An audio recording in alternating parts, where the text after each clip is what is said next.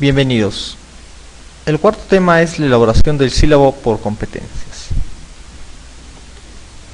Ahora, para elaborar nuestro sílabo requerimos dos documentos. En primer lugar, la sumilla de la asignatura. Ese documento tienes que solicitarlo al jefe de departamento de la carrera a la cual tú estás adscrito. Como puedes ver en la sumilla, se encuentra el nombre de la asignatura, el código, la información general, la descripción compuesta por la naturaleza, el objetivo, las competencias y finalmente el temario. Una cuestión bien importante es que en el temario se nos indica cuántas unidades de aprendizaje. Recuerda, una competencia específica equivale a una unidad de aprendizaje. En segundo lugar, tú vas a requerir el formato de sílabo. Este formato de sílabo elaborado por la dirección académica debes también solicitarlo a tu jefe de departamento o jefe de área.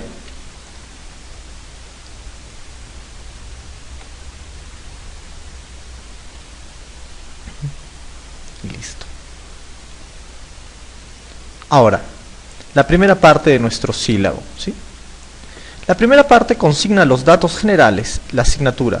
La asignatura la extraes de la sumilla, en este caso como ejemplo hemos puesto realidad nacional y global. Después el código. El código también lo extraes al costado del título de la sumilla, ¿no? 205. El prerequisito se encuentra en la primera parte de datos generales, en el último punto, requisito. En este caso es ninguno. El ciclo corresponde al plan de estudios en el cual se va a dictar. El turno, si es mañana, tarde o noche. Después, la facultad. Tenemos tres facultades en la universidad. La facultad de ingenierías, la facultad de administración y negocios y la facultad de humanidades. En cada una de ellas se escribe diferentes carreras. En el ejemplo de lo que vemos ahora es ingeniería de sistemas e informática, que está adscrita a la Facultad de Ingenierías. El departamento académico al cual tú has solicitado la sumilla, el periodo lectivo, en este caso es 2014-1, los créditos. Con respecto al creditaje tienes que entender que una hora teórica equivale a un crédito y 2 horas prácticas equivalen a una hora teórica. ¿Sí?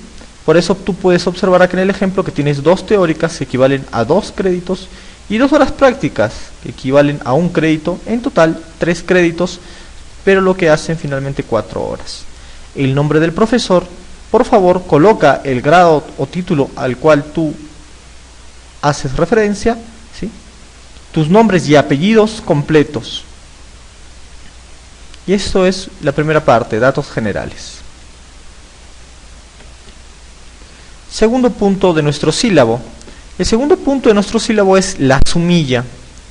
Como tú puedes ver en la sumilla que te ha hecho entrega el jefe de departamento, la segunda parte habla de la descripción, lo que tú ves en amarillo. Esta parte debes copiarla y pegarla, es decir, control C y control V.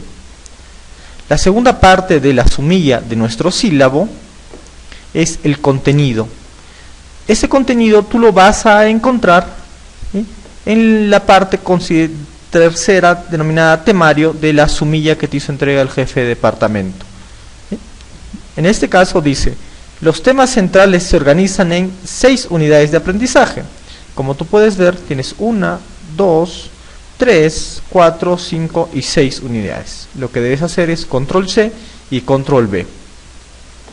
Y ya tenemos el segundo punto completado.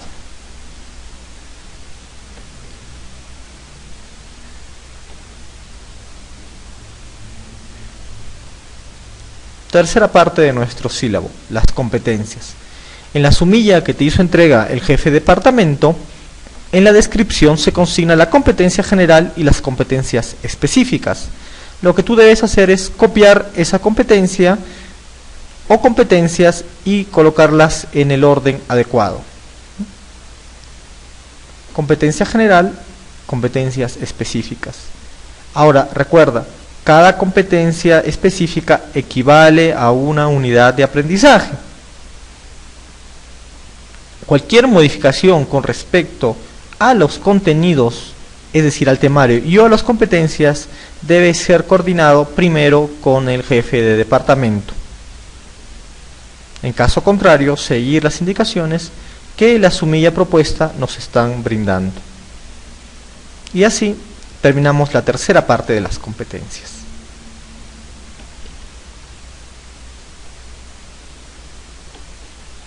Cuarta parte del sílabo, la metodología. En ese punto tenemos en primera instancia la metodología general. Ahora, como tú puedes notar, ¿sí?, nosotros te hemos planteado un esquema básico, un molde, al cual tú, si deseas, puedes contextualizarlo. Pero es generalmente un texto escrito de tal forma que pueda acoplarse a las diferentes asignaturas de los diferentes departamentos y carreras que se brinden en la universidad. Sin embargo, hay datos que son específicos a la asignatura, ¿sí? Así que vamos a dar lectura para que podamos entender mejor. Dice, metodología general. La asignatura se realiza bajo el tipo de aprendizaje o significativo, por descubrimiento, por observación, colaborativo, repetitivo o memorístico. Aquí tú debes escoger, como yo te voy a explicar después, qué tipo de aprendizajes se dan en la asignatura que está a tu cargo. Continuemos. A partir del tratamiento de textos académicos, científicos y o técnicos. Los textos académicos son cuando tú entregas a los estudiantes ensayos, monografías, tesis, etc. Los científicos son los libros de texto que nosotros empleamos. Y los técnicos son documentación técnica, por ejemplo, normas legales, manuales de seguridad, entre otros. ¿Sí? Continuemos. Con el fin de desarrollar la autonomía del estudiante para la construcción del conocimiento. Ello a partir de la comprensión y replanteamiento de las diversas categorías estudiadas a lo largo de la asignatura que, hacia el final, deben articularse y ser pensadas en relación a su proyecto de fin de curso. En este punto estamos hablando del trabajo final, que deberá mostrar un nivel adecuado crítico del objeto y sujetos de análisis escogidos. ¿Sí? Ahora, yo te voy a explicar el tipo de aprendizaje que tú tal vez estás empleando y deseas emplear, o que deseases a futuro innovar dentro de tu asignatura. Lo que tú tienes que hacer una vez concluida esta pequeña explicación, simplemente borrar todos aquellos ítems que no vayas a utilizar. Y listo. Ahora, ¿qué tipos de aprendizajes puedo yo como docente escoger?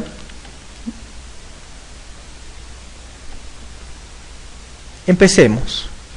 Aprendizaje por descubrimiento. Consiste en que el profesor le da una serie de conceptos a los estudiantes y estos los descubren y los relacionan con otros. Un ejemplo. El fenómeno de un eclipse. El alumno descubre que debido a los movimientos del Sol y de la Tierra se produce este eclipse. Eso se llama por descubrimiento. Segundo tipo. Aprendizaje significativo. Este es el más usado por todos los profesores, especialmente para cualquier tipo de área o carrera, y consiste en que a partir de los conocimientos adquiridos por el alumno se introducen unos nuevos, es decir, el alumno relaciona básicamente conocimientos. Ejemplo, los estudiantes saben que la Tierra gira alrededor del Sol, pues a través de esta idea les podemos explicar el movimiento de rotación y el de traslación. Tercero, aprendizaje por observación. A través de la observación o limitación, el alumno adquiere conocimientos. Veamos un ejemplo. A través de la observación en el microscopio, el alumno o alumnos podrán ver las fases de la mitosis y comprenderlas mejor si se lo explicamos. Este aprendizaje es muy bueno para enseñarle a los estudiantes procedimientos y o procesos prácticos. Aprendizaje colaborativo. Es el empleo didáctico de grupos pequeños en el que los alumnos trabajan juntos para obtener los mejores resultados de aprendizaje, tanto en lo individual como en lo grupal. Y es básicamente cuando empleamos trabajos grupales. Y finalmente, el aprendizaje repetitivo o memorístico. Consiste en dar una serie de conocimientos sin esperar que el alumno los comprenda, simplemente que los utilice. Por ejemplo, cuando enseñamos las tablas de multiplicar.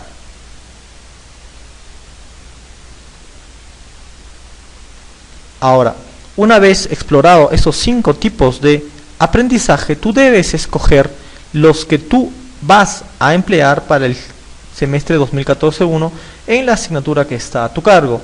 Y simplemente en el modelo que te hemos adjuntado, debes borrar los que no vas a utilizar. Y listo. Pasemos al siguiente punto de nuestro sílabo. La metodología. Es importante que tú empieces a diferenciar entre tipos de aprendizaje, métodos de enseñanza y estrategias de enseñanza-aprendizaje. El punto anterior hacía referencia a los tipos de aprendizaje, que es la metodología general. Sin embargo, la metodología específica habla sobre la modalidad de enseñanza y el tipo de metodología de enseñanza. Igual, te hemos consignado un esquema básico, el cual tú puedes, si lo deseas, modificar o contextualizar. Y dice así: metodología específica. La asignatura se desarrolla en la modalidad presencial, si es que tu asignatura así lo amerita, semipresencial, si es un curso, por ejemplo, B-Learning, y no presencial, si es, por ejemplo, el curso virtual, ¿no? En este caso, la universidad cuenta con 4 cursos virtuales, mediante sesiones planificadas de aprendizaje que buscan hacer énfasis en el análisis de la propuesta de contenidos por medio de los siguientes métodos. Ahora, todos los métodos de enseñanza que tú has aprendido a lo largo de tu práctica docente en estos años se resumen en estos 5. Tú los conoces con diferentes nombres y lo que vamos a hacer también es explicarte cada uno de ellos. Y al final, lo que tú, como docente, al momento de redactar el sílabo, es eliminar, borrar los que no vayas a utilizar.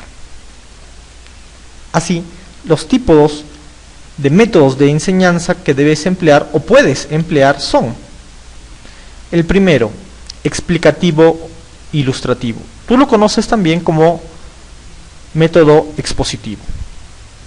Este método actúa preferentemente sobre el nivel de asimilación reproductiva, desarrollando la memoria comprensiva de los estudiantes y los hábitos para reproducir los hechos de la realidad.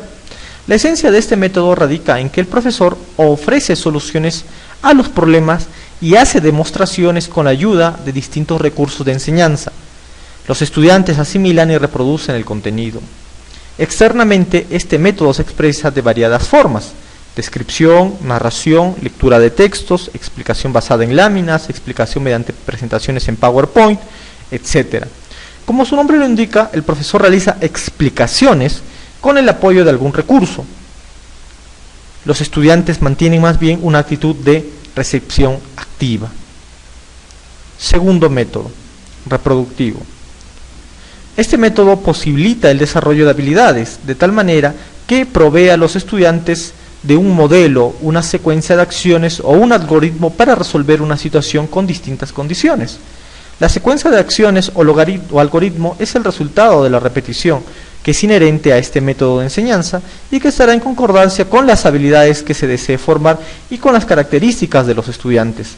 En asignaturas muy procedimentales es claro, pero en las más declarativas también es utilizable. Por ejemplo, contribuir a que un estudiante evalúe un hecho requiere de claridad en un proceso. En resumen, el método reproductivo es muy bueno para enseñar a un estudiante pasos que debe seguir o procedimientos que debe seguir para resolver una tarea o actividad. Por ejemplo, el prendido y apagado de una computadora. Por ejemplo, también los pasos o procedimientos que debe tener toda persona para abrir, para fundar, para iniciar una empresa, ¿no? Y listo. Tercer método, exposición problemática. Este método descubre ante los estudiantes la forma de razonamiento, lo cual permite ponerlos en contacto con los métodos de las ciencias, como se han tratado tradicionalmente. Podemos conceptuar la exposición problemática como el diálogo mental que se establece entre el profesor y los estudiantes. Decimos que el diálogo es mental porque no necesariamente los estudiantes tienen que responder oralmente las preguntas del profesor, ya que estas tienen como objetivo mostrar la vía de razonamiento para resolver un problema. es necesario aclarar que podemos utilizar una vía inductiva también, cuestión actual en ciencias sociales. Es decir, la exposición problemática como método nos permite poner en práctica estrategias de enseñanza-aprendizaje como estudios de caso o los problemas que, por ejemplo, los profesores de matemática proponen a sus estudiantes. Búsqueda parcial o heurística. Se caracteriza en que el profesor organiza la participación de los estudiantes en la realización de determinadas tareas del proceso de investigación. En este método, el estudiante hace suyas solamente partes o etapas del proceso del conocimiento científico. Este método puede ser empleado cuando dejamos a los estudiantes que investiguen temas particulares, ¿sí?, o especiales de todos los contenidos. Por ejemplo, si somos el docente de la asignatura de Historia del Perú y queremos que el estudiante averigüe solamente el gobierno de Alan García, por ejemplo, ¿no? O cuando hablamos del curso de Economía y queremos que el estudiante realice una breve investigación sobre el concepto de economía para Adam Smith. El último método, investigativo, define el más alto nivel de asimilación de los conocimientos. El valor pedagógico de este método consiste en que no solo permite dar a los estudiantes una suma de los conocimientos, sino que al mismo tiempo los relaciona con el método de las ciencias y con las etapas del proceso general del conocimiento, además de desarrollar el pensamiento creador. Nosotros colocamos o empleamos este método cuando dejamos proyectos de investigación. En el caso de nuestra universidad, todos empleamos este método. Ahora, una vez que tú has definido la metodología específica y has eliminado aquellos métodos que no vas a utilizar, pasamos a el tema de las estrategias de enseñanza-aprendizaje. Ahora, hay muchas formas de enseñar dentro del aula, para lo cual yo te aconsejo leer este material que está adjunto también en nuestra aula virtual. Te va a mostrar diferentes estrategias de enseñanza-aprendizaje que tú puedes emplear para ejercer la docencia. Una cuestión importante de este pequeño manual que te estamos entregando es que va a permitir que los docentes que anteriormente elaboraban 40 o 50 páginas de un PowerPoint para un tema, puedan resumirlo en una sola cara, en un solo PowerPoint y una sola presentación. Yo te aconsejo que revises cada uno de estos temas, o cada una de estas estrategias, perdón, y escojas las que finalmente tú vas a emplear, o deseas emplear, o que quizás también estás empleando, ¿no? Y así como en las partes anteriores, tú solamente elimina las que usas, las que no vas a usar. Y listo. Sistema de evaluación. Es importante que tú comprendas que el sistema de evaluación en la universidad es el mismo para todos, ¿sí? Así que los factores de evaluación primero nos hablan sobre la evaluación y sus características, es decir, objetiva, válida, confiable, democrática, imparcial y sobre todo motivadora. Ahora, a todo sistema de evaluación se le adhieren también actividades de evaluación. Según el reglamento de evaluaciones de la universidad, nosotros contamos con 5 tipos de actividades de evaluación que nosotros debemos poner en ejercicio y o en práctica. Tenemos así controles de lectura, prácticas calificadas, exposición oral, exámenes escritos y el trabajo de investigación o trabajo final. Ahora, para los controles de lectura, tú puedes emplear diversos tipos de formas de evaluación. En los documentos adjuntos, ¿sí?, al aula virtual, yo te doy diferentes estrategias por las cuales tú puedes tener controles de lectura. Ya puedan ser resúmenes, diagramas, mapas conceptuales, exámenes breves, verdadero o falso, marcar la alternativa correcta, tanto en forma física y presencial como en forma de plataforma educativa. Las prácticas calificadas también, ¿sí?, son un punto importante dentro de la evaluación de los aprendizajes en nuestra universidad. Cada docente escoge la mejor forma de hacer prácticas calificadas, pero ten algo bien importante: en las prácticas calificadas no se califican, entre comillas, conocimientos, más sí procedimientos o formas de resolver problemas.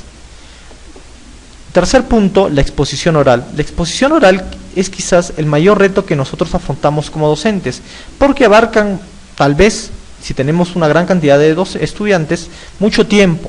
Yo te recomiendo que puedas emplear diferentes estrategias de la exposición oral. Por ejemplo, no solamente necesitamos hacer una exposición oral en clase, sino que también podemos decirle a los estudiantes que ellos mismos en sus teléfonos personales o en una webcam puedan grabarse una exposición oral, por ejemplo, de un solo minuto sobre un tema particular, colgarlo a la web y enviarnos el link para nosotros poder observarlo. Otra forma de calificar la exposición oral puede ser también a través de foros mediante plataforma educativa. Cuarto, los exámenes escritos. Nosotros contamos con 2 exámenes escritos a lo largo del semestre. El examen parcial, que se da en la semana 10, y el examen final, que se da en la semana 19.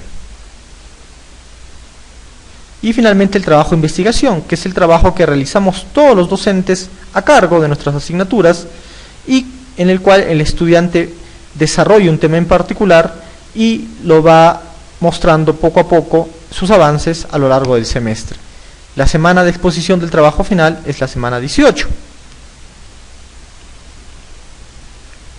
Entonces, tú puedes contextualizar cada uno de estos controles de lectura y hacerlo mucho más específico, cada uno de estos puntos de evaluación, y hacerlo mucho más específicos de acuerdo a la naturaleza, tipo, competencias y contenidos de tu asignatura. También tenemos el punto 5.2, los promedios. Los promedios se dan de la misma forma para todas las asignaturas. En el reglamento de evaluación, tú puedes encontrar estas fórmulas y su significado. Ahora, una cuestión bien importante de la evaluación por competencias es que los promedios también nos hablan de condiciones. El aprobado en esta universidad es aquel estudiante que tiene de nota 12 hacia arriba, y el desaprobado es el que tiene de 11 a menos. En este cuadro tú puedes darte cuenta del significado que tienen las diferentes escalas que emplea la universidad. Esto, así como la diapositiva anterior, corresponden a todos los docentes. Yo, en lo personal, te recomiendo dejarlo tal como está. El punto 7, contenido temático por semanas. Esta es quizás el punto más importante de desarrollo de nuestra actividad como docentes, porque indica a los estudiantes qué es lo que se va a desarrollar desde el primer día de clases hasta el último día de clases. Ahora, recuerda una cuestión bien importante: cada unidad está conformada por diferentes o varios temas, ¿sí?, a los cuales tú debes adscribirle actividades de evaluación, pero también recursos. Una estrategia que tú puedes utilizar es la elaboración de un pequeño cuadro, ¿sí? Ahora, yo te recomiendo utilizar esta estrategia porque es muy cómoda y te puede servir también como hoja de ruta. Ahora, lo que tú tienes que entender es que en todo el semestre se cuentan 20 semanas, ¿sí? En este caso, si dictamos 2 clases por semana, tendremos 40 sesiones de aprendizaje o 40 clases. Como tú puedes notar, en cada sesión se le adscribe una fecha en particular. Ahora, para hacer esta programación tienes que tener en cuenta los feriados nacionales, ¿sí?, y eliminarlos. A cada sesión o cada clase le agregamos un tema. Puede ser un tema por 2 sesiones, 3 sesiones o un tema por cada sesión. Eso depende de cómo tú vayas a distribuir la temática de tu asignatura. A cada sesión, a cada tema, tú le debes agregar un recurso o una lectura, ¿sí?, y con ese recurso, ¿sí?, y con el contenido temático proponer diferentes evaluaciones, ¿sí? Lo que hemos hecho en este cuadro es darte como ejemplo, por ejemplo, cómo ordenaría un docente sus controles de lectura para que en total le sumen los 10 reglamentarios, 5 por cada parte del semestre. 1, 2, 3, 4, 5, 6, 7, 8, 9, 10. 10 controles de lectura en el semestre. También tienes que recordar que son 4 prácticas calificadas al semestre, ¿no? 2 en cada parte del semestre, en la primera parte y en la segunda 2 cada uno. Acá tienes la cuarta, tienes la tercera, acá tienes la segunda y la primera, ¿sí? Y listo. También tienes que recordar que en la semana 10 es nuestro examen parcial. En la semana 18 en la exposición del trabajo, la examen final es en la semana 19 y el examen sustitutorio es en la semana 20. Entonces, yo te recomiendo que revises con minuciosidad este ejemplo para que posteriormente puedas, ¿sí?, una vez concluido, traspasar la información al modelo de sílabo de la universidad. Y como tú puedes ver, se asimila, se refleja muy bien, lo he expuesto en el ejemplo anterior, ¿sí?, con el modelo de sílabo de la universidad, ¿sí? Y listo. Semana 1, semana 2, esto implica que tienes una clase de 1 hora y esto implica que tienes una clase de 2 horas. Ahora, tú por una unidad didáctica puedes tener más de un tema, puedes tener 5, 6, 7, 8, en fin. Eso depende de cómo tú vayas a administrar todos los contenidos. Ahora, en las lecturas, como vamos en la bibliografía, tú colocas el nombre del autor, el año y el número de páginas en el cual tú vas a brindar al estudiante para su lectura. Y listo. Los contenidos procedimentales y actitudinales que se deben completar están referidos básicamente a la competencia específica. Cuando hablamos de conceptuales hablamos de los temas, los conceptos, contenidos teóricos que el estudiante debe aprender. Los procedimentales están haciendo referencia a habilidades y o destrezas que el estudiante debe adquirir a partir de este curso, y actitudinales con tema de valores y comportamiento. Y listo.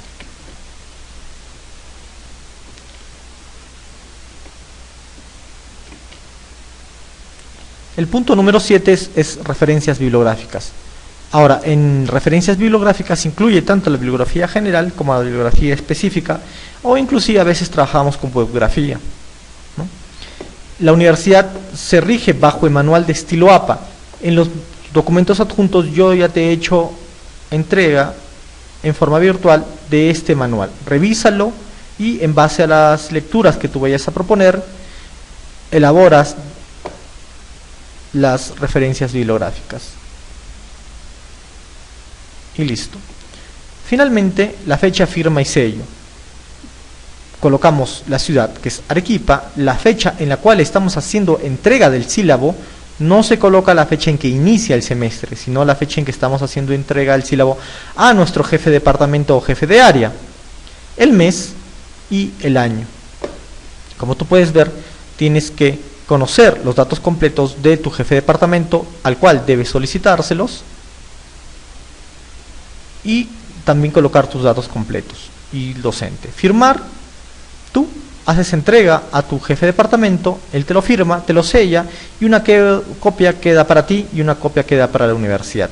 Esa copia sellada y firmada debe ser traspasada a formato digital y transformada a PDF y colocada dentro de nuestro aula virtual. ¿Sí? Y listo. Entonces, como tú puedes ver hasta ahora, el llenado del sílabo no es una cuestión tan difícil, es una cuestión de planificación. Y solamente se requieren 3 documentos necesarios. Primero, la sumilla, que te la entrega tu jefe de departamento. Segundo, el formato en blanco del sílabo. Y finalmente, tú vas a requerir los documentos de trabajo que te estoy adjuntando también en el aula virtual. Y listo. Una vez concluido la elaboración del sílabo, debes colgar en la parte que nos indica dentro de este curso, y ya estás preparado en términos de planificación para iniciar el semestre 2014-1. Muchas gracias.